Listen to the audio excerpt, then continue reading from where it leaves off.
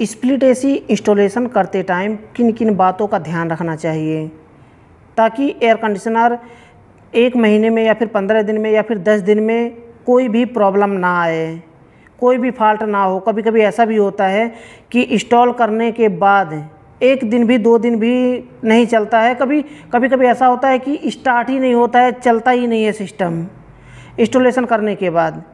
तो इंस्टॉलेशन करने के बाद कंप्लेन करते हैं कस्टमर, उसके बाद फिर से जाके उसे सही करना होता है, फिक्स करना होता है। तो किन किन बातों का ध्यान रखना चाहिए आज कंप्लीट मैं इंस्टॉलेशन के बारे में बताऊंगा। एक वीडियो मैं प्रैक्टिकल बना रखा हूं, जो मैं इसमें बताऊंगा वो प्रैक्टिकल करके दिखाया हूं। तो उस वीडियो को डिस्क्रिप्शन में लिंक मिल जाएगा, वहां से क्लिक करके उस वीडियो को देखिए और सीखिए। तो चलिए हम टॉपिक की बात करते हैं। उससे पहले मैं बताना चाहूँगा, चैनल को सब्सक्राइब नहीं किया है तो चैनल को सब्सक्राइब कर लें और बेल आइकन को प्रेस करके ऑल पर क्लिक कर लें। और अगर आप हमारी वीडियो को फेसबुक पर देख रहे हैं तो फेसबुक पेज को फॉलो कर लें ताकि ऐसे ही इम्पोर्टेंट वीडियो का नोटिफिकेशन आपको मिल पाए और वीडियो देख पाएँ। तो हम बात करते हैं टॉपिक की। तो सबसे पहले हमें क्या करना होता है कि एयर कंडीशनर हमारे पास होता है, उसे हम ओपन करते हैं। इनडोर को पहले हम इंस्टॉल करना सीखते हैं कि किन किन बातों का ध्यान रखना चाहिए। इनडोर को इंस्टॉल करने से पहले उसका जो हैंगर होता है उसे निकाल करके हम दीवार में जब लगाते हैं, ध्यान में रखिए, अच्छे से समझिए, क्योंकि इस समय ना ठंडी के समय में इंस्टॉलेशन ही चलता है ज़्यादा। रिपेयरिंग कोई भी कंप्लेंट नहीं होता है रिपेयर करने का, सिर्फ ठंडक के समय में इंस्टॉलेशन ही चलता है। तो इंस्टॉलेशन को अच्छे से समझ लीजिए।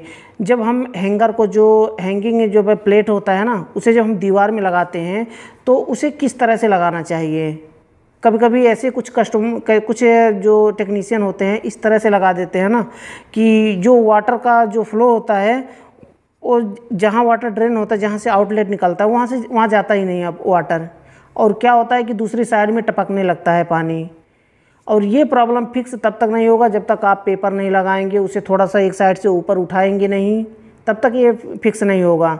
ऐसा जब हो जाता है तो क्या करते हैं कि एक तरफ ना जहाँ हैंगर होता है कि स्प्लिट एसी के इंडोर को जहाँ से टांगते हैं, इस तरह से होता टांगते हैं और इस तरह से हैंगिंग होता है।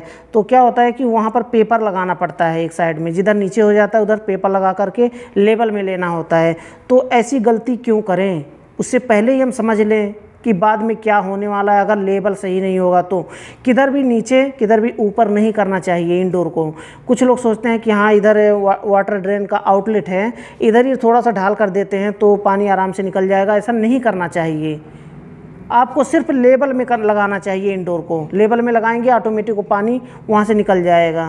अगर वो आउटलेट पाइप ब्लॉक नहीं होगा तो आराम से निकल जाएगा। उसके लिए आपको जब भी प्लेट लगा रहे हो, आपको ड्रिल मारने से पहले, होल मारने से पहले आपको प्लेट रख करके, हैंगिंग प्लेट जो होता है उसे रख करके आपको क्या है कि लेवल पट्टी आप देख सकते हैं, इस तरह से लेवल पट्टी से आपको लेवल ले लेना है अच्छे से।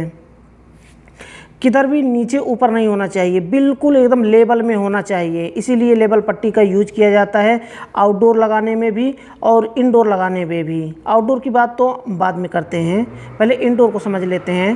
प्लेट लगाने के लिए आपको लेवल ले लेना है अच्छे से, और उसके बाद पेन से लेवल जब अच्छा है ना तो थोड़ा बहुत इधर उधर फिसलना नहीं चाहिए। ध्यान में रखिए, कभी कभी निशान लगाते वक्त फिसल जाता है वो जो हमारा हैंगिंग प्लेट होता है, तो उसको फिसलाना नहीं, अच्छे से पकड़ के आपको मार्क कर देना, वहाँ पे निशान लगा देना है पेन से या फिर पेंसिल से आप लगा सकते हैं।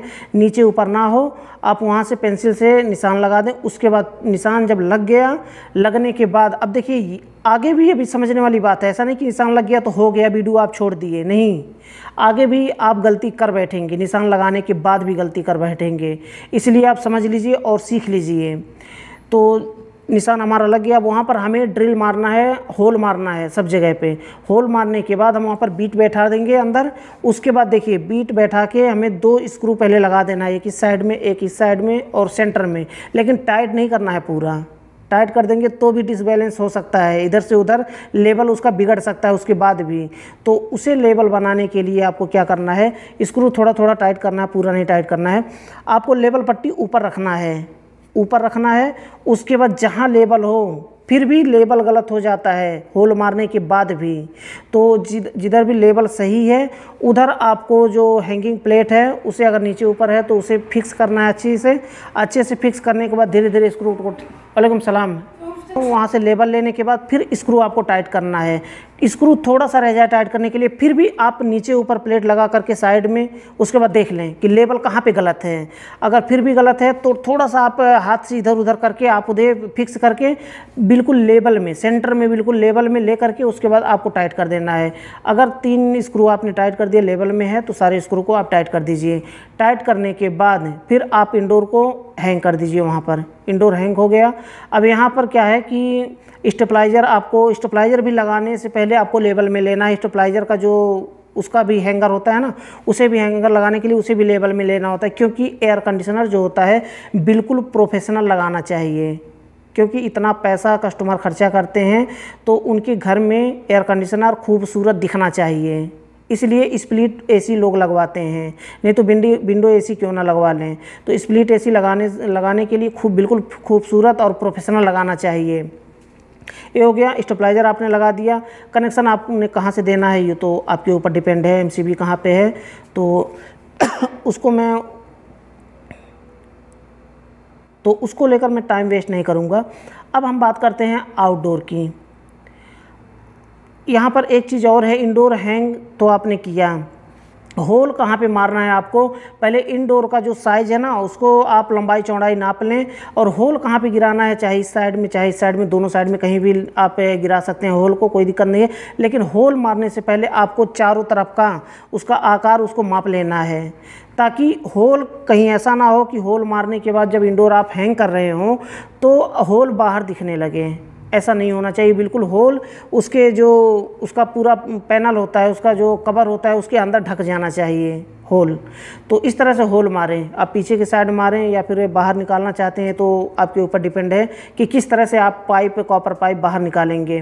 तो पाइप आपने बाहर निकाल दिया। अब हम चलते हैं आउटडोर के पास। इंडोर तो हमारा कंप्लीट हो गया, ठीक।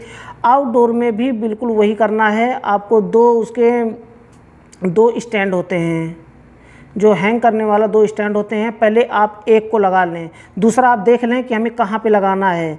एक को लगाएं, एक को भी लेवल लेकर के लगाएं। कभी होता है कि आउटडोर इस तरह से दिखता है, टेढ़ा दिखता है, तो आउटडोर को भी लेवल में लेकर के लगाना चाहिए। किस तरह से लेवल में लगाना है, एक स्टैंड को आपने इस तरह से रखना है, लेवल लेकर के उसको निशान मार देना है। 3 ने उसका होल फास होता है, होल फासनर, उसका 3 मार लगा देना है। उसके बाद एक को टाइट करना है, होल मार करके उसके बाद फास्टनर लगा करके उसे टाइट कर देना है। एक चीज़ यहाँ पर ध्यान में रखिए कि फास्टनर लगाने से पहले फास्टनर में भी एक टेक्निक होती है। जब आप होल मार रहे हैं ना और फास्टनर उसमें डाल करके ऐसा नहीं कि आप डाल दिए उसके बाद उसका नट जो है, नट खोल करके निकाल करके स्टैंड उसमें लगा दिए, ऐसा गलती कभी भी मत करिए। फास्टनर लगाने के बाद पहले नट को टाइट करिए, पूरा फुल टाइट करिए। उससे क्या होता है कि फास्टनर में स्प्रिंग जैसा होता है ना, वो फैल करके दीवार में जा करके चिपक जाता है होल में, वो बाहर नहीं निकलता है। अगर आप टाइट नहीं करते हैं और आउटडोर लगा देते हैं तो क्या होगा, आउटडोर गिरने का डर होता है। इसलिए जब आप फास्टनर लगाएं तो फास्टनर लगाने के बाद नट को पहले टाइट कर दें, वैसे ही टाइट कर दें। टाइट करने के बाद उसके बाद नट को खोल के बाहर निकाल लें। फास्टनर उसमें फिक्स हो जाएगा, जैसे वेल्डिंग किया जाए इस तरह से फिक्स हो जाएगा उसमें। उसके बाद स्टैंड लगा लें। स्टैंड लगाने के बाद माप लें आप कितनी दूरी पर आपका आउटडोर का जो जहाँ नट लगाएंगे उसके पैर में, वहाँ पर आप नाप लें कि कितना दूरी है। उतना दूरी ले करके आप दूसरा लगा लें। और एक आप कोई बड़ा सा डंडा हो, प्लास्टिक हो, उसके ऊपर ऐसे रख करके लेबल आप ले लें, ऊपर से रख करके दूसरा स्टैंड हाथ में पकड़ करके, जहाँ लेबल फिक्स बैठ रहा हो, सही बैठ रहा हो लेबल, वहीं पर आप निशान मार करके होल मार दें। उसके बाद आउटडोर वहाँ पर इंस्टॉल कर दें। आउटडोर इंस्टॉल हो गया। अब बात आती है कॉपर पाइप की। कॉपर पाइप क्योंकि कंपनी जो देती है वो बैंड देती है, गोल गोल करके रोल होता है, आप देख सकते हैं इस तरह से गोल गोल रोल होता है जो कॉपर पाइप मिलता है। अब उसे सीधा कैसे करना है पहले ये समझिए, क्योंकि सीधा तो करना ही पड़ेगा आपको। सीधा कैसे करना है, ऐसा नहीं कि आप ऐसे ऐसे घुमा दिए, ऐसे ऐसे जल्दी जल्दी खोल दिए, ये तरीका गलत होता है। इससे क्या होता है, कॉपर पाइप पंच होने का डर होता है, पाइप पंच हो सकता है। इसलिए कभी भी ऐसा ना खोले आप।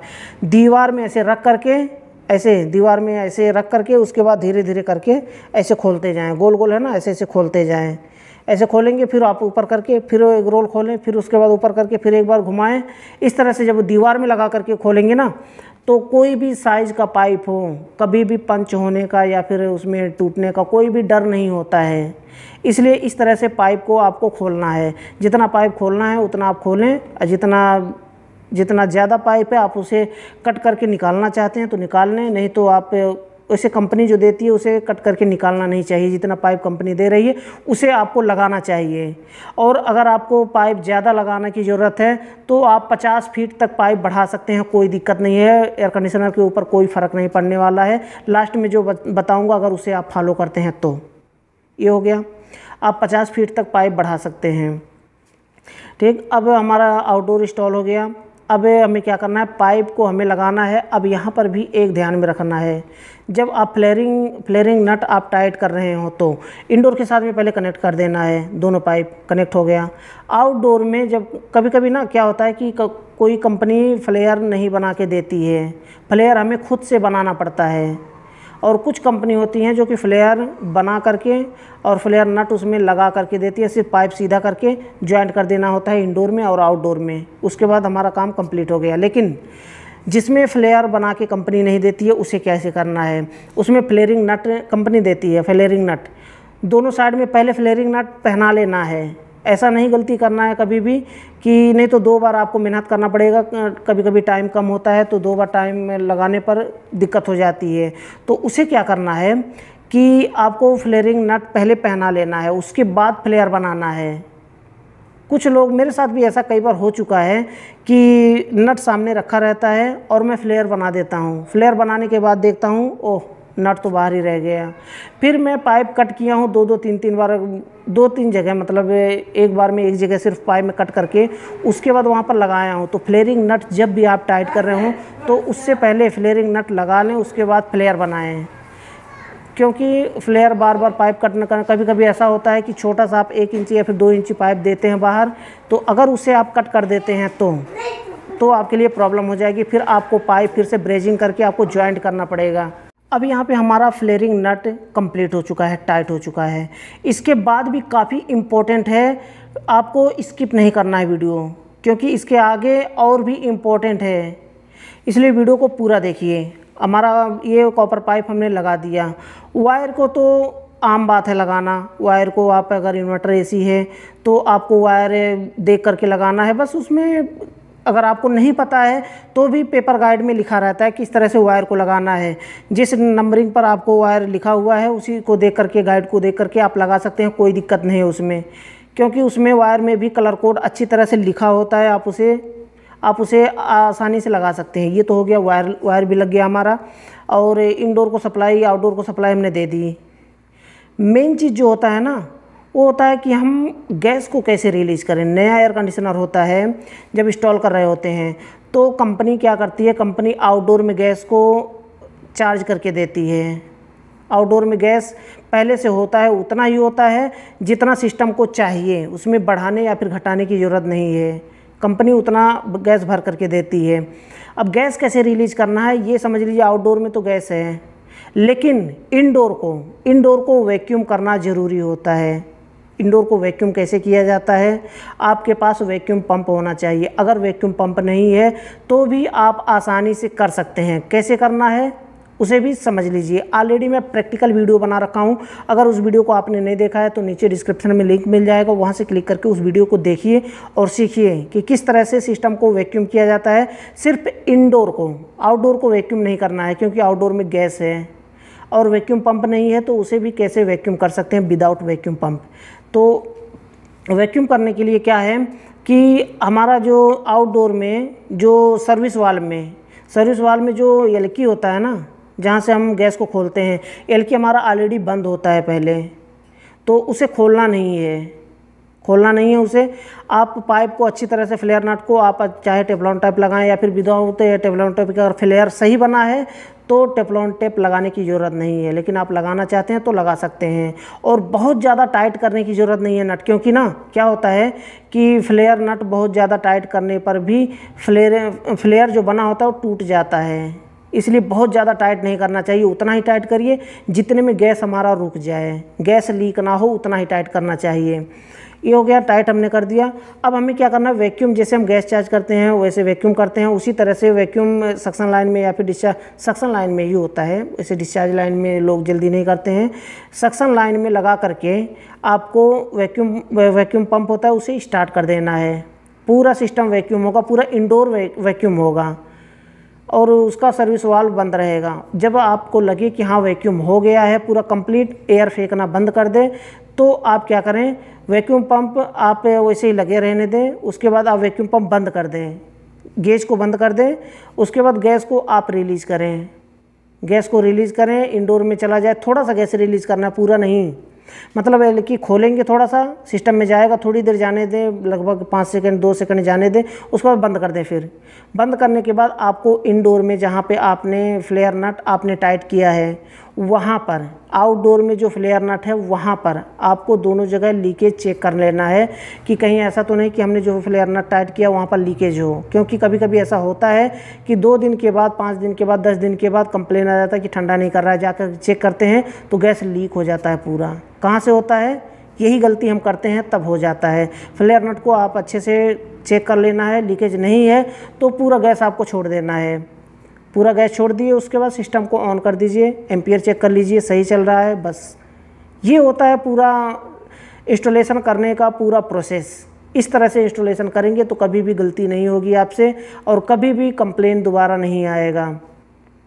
अब हम बात करते हैं कि अगर आपके पास वैक्यूम पंप नहीं है तो आप किस तरह से कर सकते हैं। नया एयर कंडीशनर है, कोई दिक्कत नहीं है, आप सक्शन लाइन को या फिर डिस्चार्ज लाइन को किसी एक को ज्वाइंट कर दें, एक को छोड़ दें, ज्वाइंट नहीं करना है।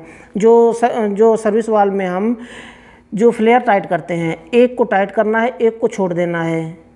अब क्यों छोड़ देना है ये भी समझ लीजिए, क्योंकि हम वैक्यूम का प्रोसेस कर रहे हैं, हमारे पास वैक्यूम पंप नहीं है, लेकिन हम उसका एयर हमें निकालना है। किस तरह से निकालना है, सक्शन लाइन ही खोलिए, सही रहेगा। सक्शन लाइन बंद रखिए, डिस्चार्ज लाइन खोल के रखिए, लिक्विड लाइन खोल करके रखिए, वो सही रहेगा क्योंकि वो जल्दी जल्दी बंद करने में आसानी होगी, इसलिए लिक्विड लाइन खोल करके रखिए। सक्शन लाइन बंद है, हमारा सक्शन लाइन का जो एलकी है, एलकी वाल्व वहाँ से थोड़ा सा खोलें और थोड़ा सा खोलना है, ऐसा ज़्यादा नहीं खोलना है। ज़्यादा खोलेंगे तो जल्दी जल्दी गैस ज़्यादा निकल जाएगा उसमें से, इसलिए थोड़ा खोलना है और खुला रहने देना है, गैस आपको निकलने देना है। कहाँ से, सक्शन लाइन खोल रहे हैं आप। अब सक्शन लाइन के रास्ते से इंडोर में जा रहा है, इंडोर से पूरा कॉइल घूम करके जो लिक्विड लाइन है उसके रास्ते से यहाँ से बाहर निकल रहा है। जितना एयर है उसी तरह से बाहर निकाल देना है। कैसे बाहर निकलेगा, रेफ्रिजरेंट धक्का मार रहा है पीछे से, रेफ्रिजरेंट हमने खोला है, रेफ्रिजरेंट धक्का मार रहा है गैस, और वहाँ से जितना अंदर एयर है, फालतू एयर, वो सब कुछ पूरा बाहर निकल रहा है। ये पूरा ये जो प्रोफेशनल प्रोसेस नहीं होता है, लेकिन काम चलाऊ के लिए सही होता है, चल जाता है, ऐसी बात नहीं। बहुत एसी को मैंने ऐसे किया है और एसी चल गया, अच्छा खासा चल रहा है, कोई दिक्कत नहीं होता है, ऐसे चला सकते हैं। लेकिन आपको ध्यान क्या रखना है उसमें कि जब आप पीछे से धक्का मारते हुए गैस जा रहा है, आप हाथ लगा करके ऐसे देखें उसमें, जब तक एयर निकलेगा तब तक नॉर्मल यहाँ पे रहेगा, लेकिन जब गैस आने लगेगा तब आपके हाथ में ठंडा ठंडा लगेगा, हल्का हल्का लिक्विड के साथ में आएगा, तो आप समझ लीजिए गैस आ गया है। अब लिक्विड लाइन है, छोटा नट है, तो जल्दी जल्दी उसे बंद कर दें, निकलते निकलते में बंद कर देना है आपको। ऐसा नहीं कि आप सक्शन वाला बंद कर दें उसके बाद बंद करें ना, सक्शन लाइन के रास्ते से गैस निकल रहा है, उसके साथ में निकलते निकलते आपको बंद कर देना है लिक्विड लाइन का जो फ्लेयर नट होता है, बंद कर दिए। अभी हमारा वैक्यूम हो गया। इंडोर को ही हमें साफ़ करना था, जो एयर था फालतू उसे बाहर निकालना था, ये हमारा निकल चुका है। बस आपको जल्दी जल्दी बंद कर देना है, टाइट कर देना है स्लाइड रिंच से। अब इसके बाद एयर कंडीशनर को स्टार्ट कर देना है। बिल्कुल वही प्रोसेस है, आप इस तरह से काम चला सकते हैं अगर आपके पास वैक्यूम पंप नहीं है तो। ये होता है कंप्लीट इंस्टॉलेशन करने का तरीका। जो मिनी एयर कंडीशनर है 1 ton, 1.5 ton, 2 ton, 2.5 ton, 3 ton तक, इस तरह से आप आसानी से कर सकते हैं। तो मुझे लगता है कि वीडियो आपके लिए काफ़ी यूज़फुल रहा होगा। अगर वीडियो पसंद आया हो तो वीडियो को लाइक ज़रूर कर दें। अगर आप हमारी वीडियो को फेसबुक पर देख रहे हैं तो हमारे फेसबुक पेज को फॉलो कर लें, ताकि ऐसे ही इंपॉर्टेंट वीडियो का नोटिफिकेशन आपको मिल पाए और वीडियो देख पाएँ सबसे पहले। तो आज के लिए बस इतना ही था। अगली वीडियो में फिर जल्दी मिलते हैं एक नए टॉपिक के साथ।